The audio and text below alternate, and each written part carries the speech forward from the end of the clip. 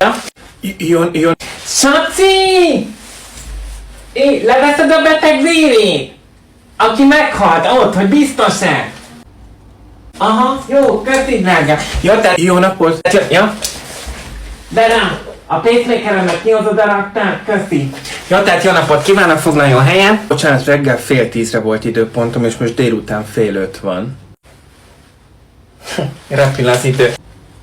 Ja, bocsánat, kicsit késtem, mert nem találtam meg ezt a konyharuhát, amit a fejemre szoktam tenni a hajamként, úgyhogy most ezt a fotósat tettem föl.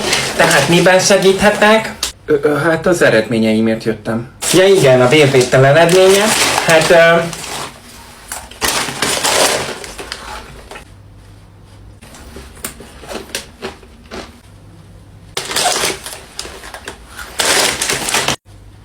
Tehát, megvizsgáltam az eredményeit.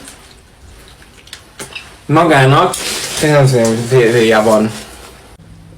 És hát ez derült ki, úgyhogy én azt javasolnám így első körben, hogy mindenképpen táplálkozzon rendszeresen. Fogyasszon vizet. Ha mentális zavara van, azt oldja meg. Jobban kell lenni. És egy 10-es skálán ez mennyire komoly? Egy 10-es skálára ez nem fér el, ez nálam az ilyet még nem basztam kategória. És meg tudná ismételni, bocsánat, hogy mi a betegség neve? Most mondom, legalább a saját betegségét tessék megérzni. Mondtam az előbb, hogy magának fényszínvérvéja van. Mit nem ért ezen? Ja, jó, köszönöm. Illetve lenne még itt egy dolog, fiatalember. Igen? Ja, mostantól. Nem teniszezhet többet. Micsoda? Nem teniszezhetek? Sajnos nem. De soha többet?